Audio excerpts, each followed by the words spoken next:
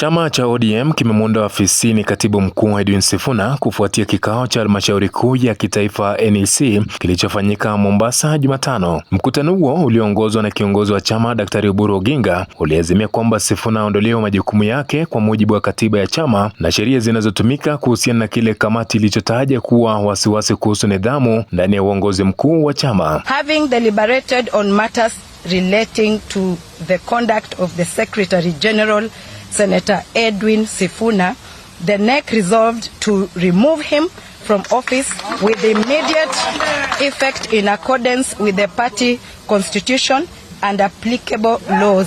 Naibu katibu mkuu wa ODM na mwakilishi wa wanawake wa Busia Catherine Omanyo atahudumu kama kaimu katibu mkuu hadi atakapochaguliwa mwenye afisi mkuu. Effectively, the Deputy Secretary General, truly Catherine Omanyo, will act in this position until a substantive holder of the position is elected. Zaidi ya mabadiliko ya uongozi, kamati ilipitisha maazimio yaliyopitishwa awali na kamati kuu ya chama, ikiwa ni pamoja na kumkabidhi rasmi Oburu kuongoza mazungumzo kuhusu mipango ya muungano wa ODM kabla ya uchaguzi na mipango ya vyama vingine vya kisiasa. The NEC reaffirmed ODM's commitment to democratic governance, constitutionalism, social justice, and the pursuit for a broad-based, inclusive, and reform-oriented government that reflects the will and aspirations of the Kenyan people.